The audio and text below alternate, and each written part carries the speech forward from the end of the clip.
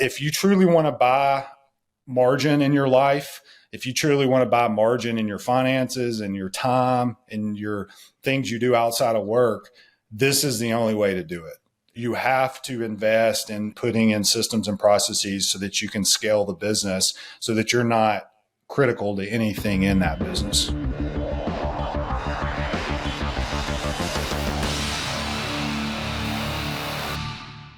Welcome to the Fast Slow Motion podcast, where we teach you how to build a business you love while enjoying your life. We'll talk key learnings, cheat codes, hacks, and principles that have served us on our journey in the hopes that they serve you as well. I'm your host, Sam Donaghey, and today I'm joined by John Burdett, Fast Slow Motion's founder and CEO. Hey, John.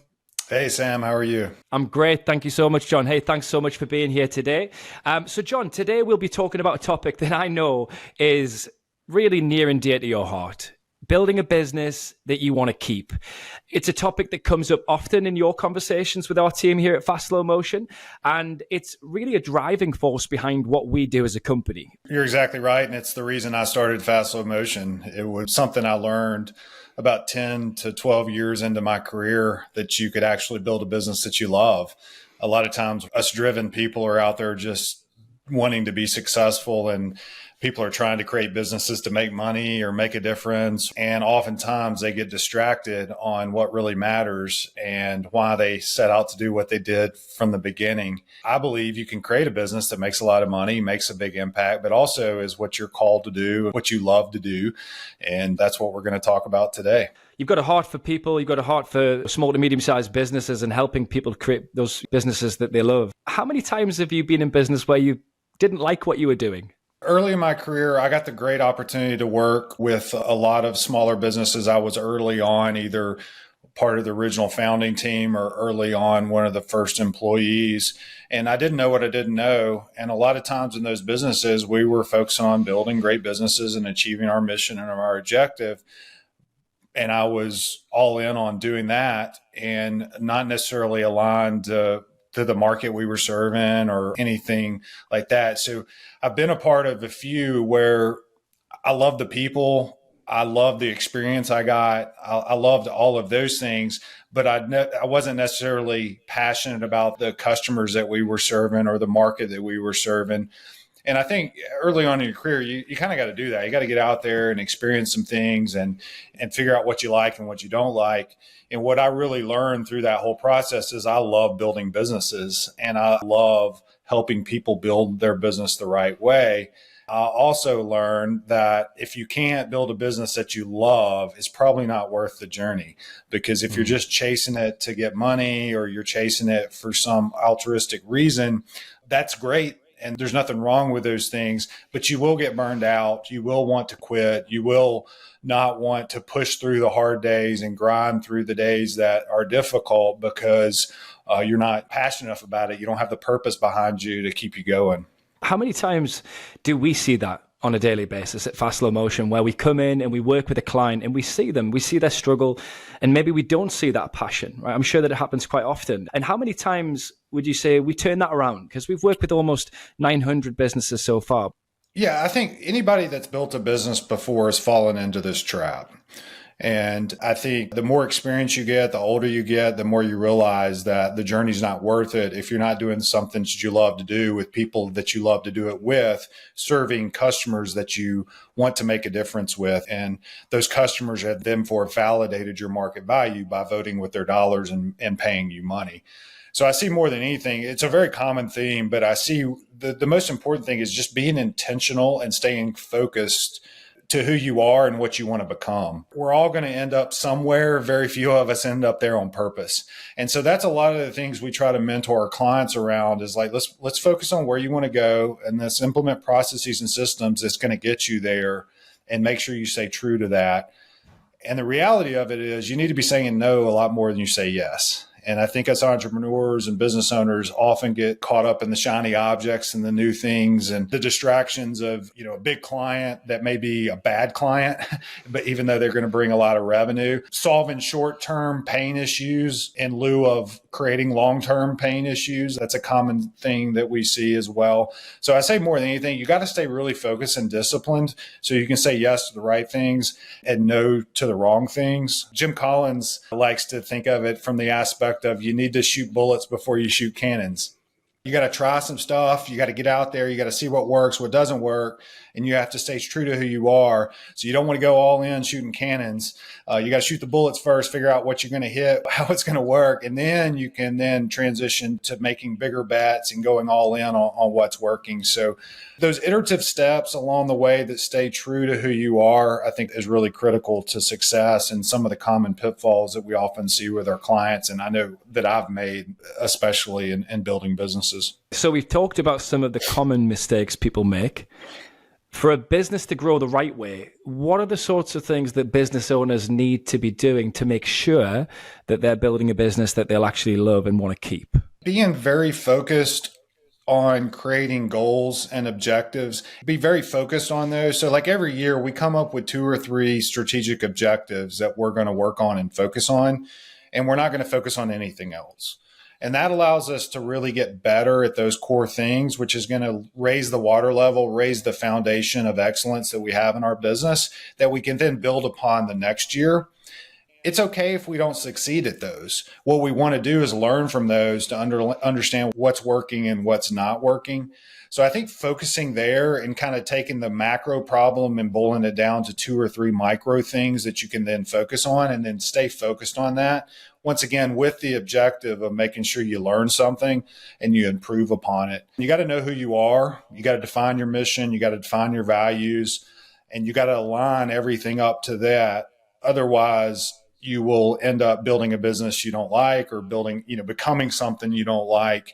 And then you become trapped in your business and you can't get out of it because you have real customers and real people working for you. Your only options to get out or to try to sell it or transition to somebody else. And that's no fun for anybody. Those right processes and systems that align up to those strategic objectives is what we really focus on to do it the right way and stay consistent in the way we execute.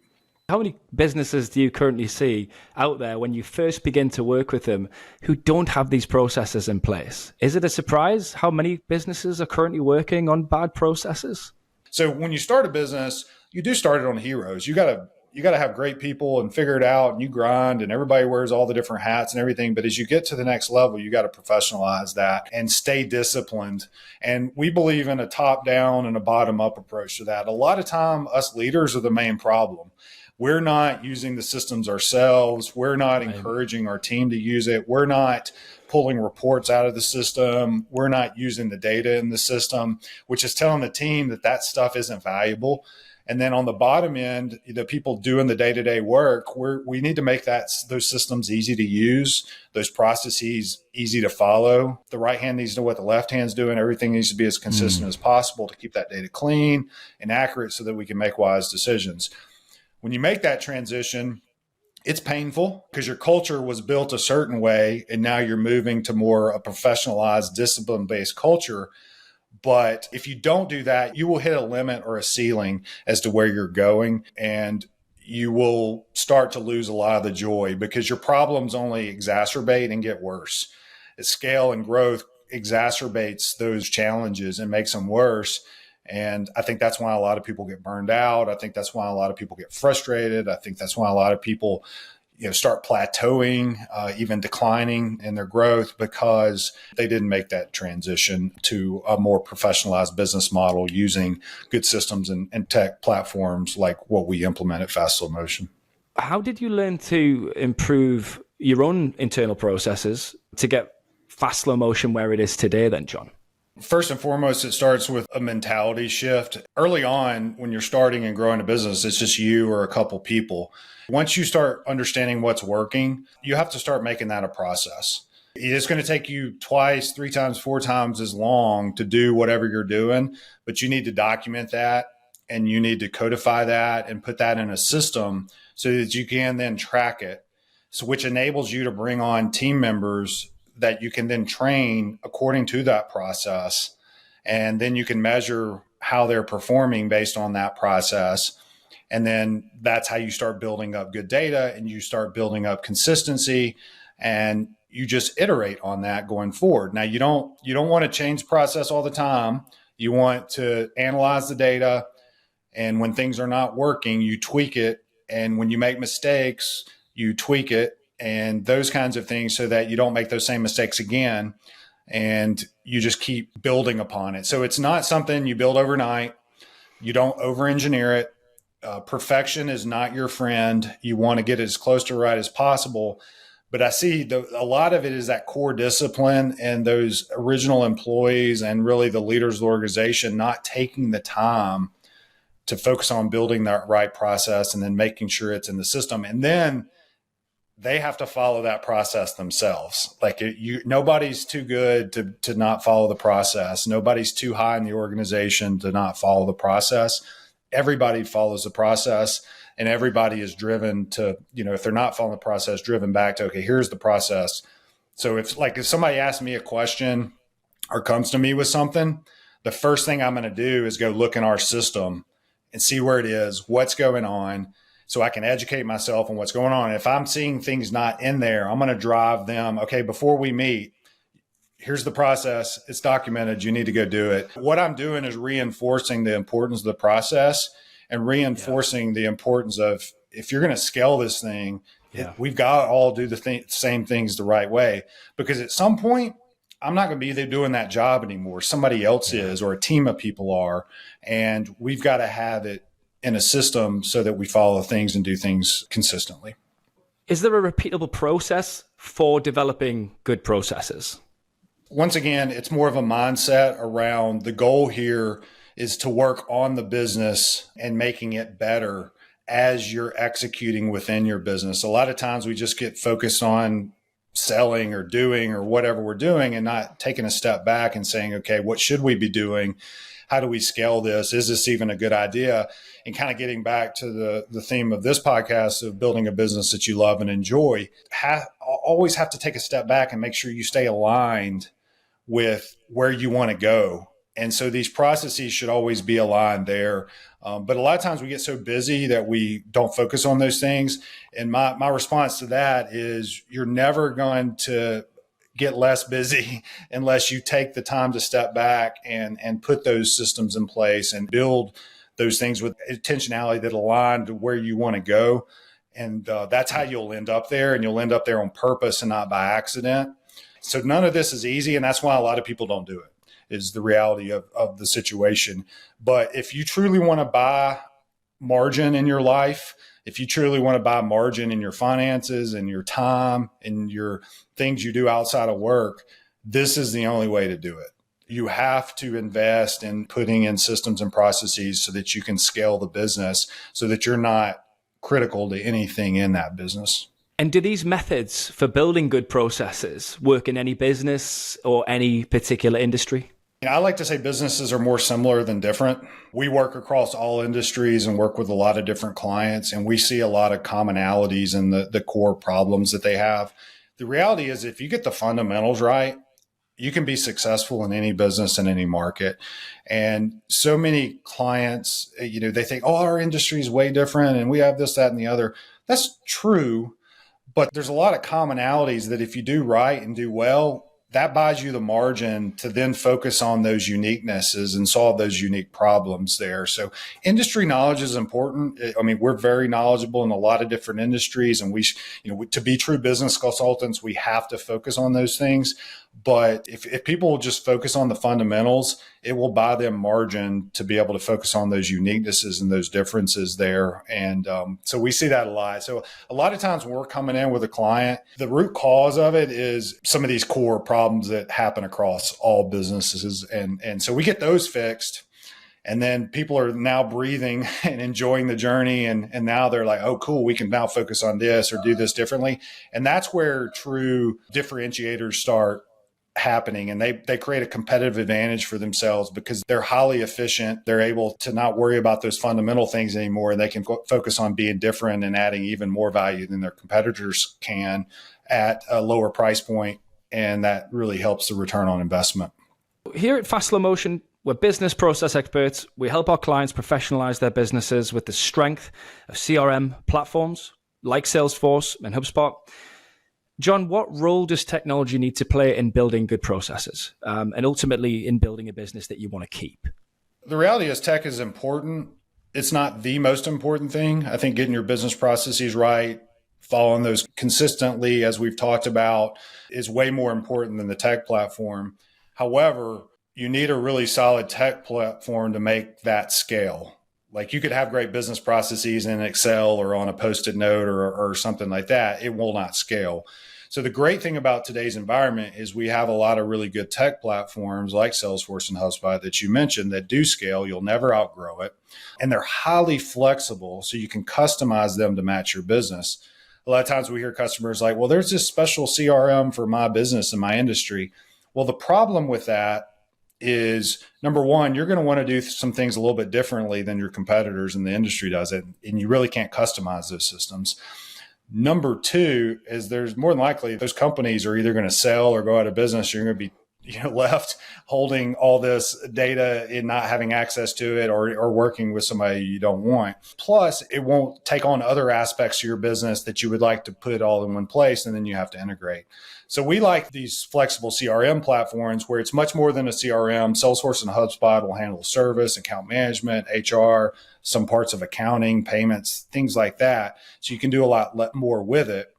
And unless you're in the tech business, you don't want to have a tech team or have to worry about complicated software implementations and stuff like that, because you're not an expert in any of that stuff. And you're not going to know how to hire people, how to retain people. They're super expensive. And you want to focus all your energy and time on what you do to serve your customers and add value and makes you special. So these tech platforms are simply enablers. They're tools that allow you to scale and grow your business the right way without you having to sacrifice your flexibility and not getting trapped into like one of these point solutions where you're just subject to the vendor and what they want to do and how they want to do it. So right now, the economic landscape is challenging in some ways. Over the last 10 years of our economy in the US, you've weathered a variety of economic shifts, including the pandemic. What's the key to finding enjoyment in your company, no matter what the economic environment? Focus on what you can control and staying focused on who you want to become as a company. You shouldn't let circumstances dictate those decisions. You need to pre-decide who you want to be and stay true to that. And that gives you the freedom to say no. So a lot of these externalities like the economy, the pandemic, interest rates, all that kind of stuff, I don't know how to control any of those things. And my job is to build a business that'll work regardless of any of those circumstances. Now, obviously, there'll be seasons where things do better and seasons where things do worse based on those externalities. But I also fully believe if you focus on what you can control and you focus on getting better every day and you focus on improving your own business, it will create opportunities for you in the future to take advantage of no matter the economic situation. And so the companies that are built the right way with good systems and processes and can make wise decisions based on data and not feelings will be able to take advantage of those opportunities, which means they can acquire more companies. They can compete better in the marketplace. There'll be less competition in their space. And so it's a win-win when you focus that. So it's very much that mentality of, hey, I'm going to keep my head down and do the right thing, plant the right seeds so that we produce the right fruit in the right season. And that's really what we advise our clients on. And then that's what we do here at Fast Slow Motion. John, as always, it's great to talk with you. Do you have any parting words of wisdom for business owners who maybe are just starting out or who want to fall back in love with their businesses again? Well, it kind of pains me to use this quote, but it's from Nick Saban. So we're down here in the South. I am, at least. Our team's all over. But he's the head coach of Alabama. I'm an Auburn fan, but I really admire the way he leads. And he has a quote that says, there's two pains in life. There's the pain of discipline and there's the pain of disappointment. If you can handle the pain of discipline, then you'll never have to deal with the pain of disappointment. And I think a lot of that, what we talked about today, kind of aligns with that. If we just focus on those little things and we focus on being intentional about where we're going to want to go, we'll end up there and it'll be a lot less painful. But if you ignore those things, it's going to be a painful journey and you'll end up building a business that you hate instead of building a business that you love. John, thank you so much for being here today with me. That's a wrap for today's episode. I hope everybody listening thoroughly enjoyed it.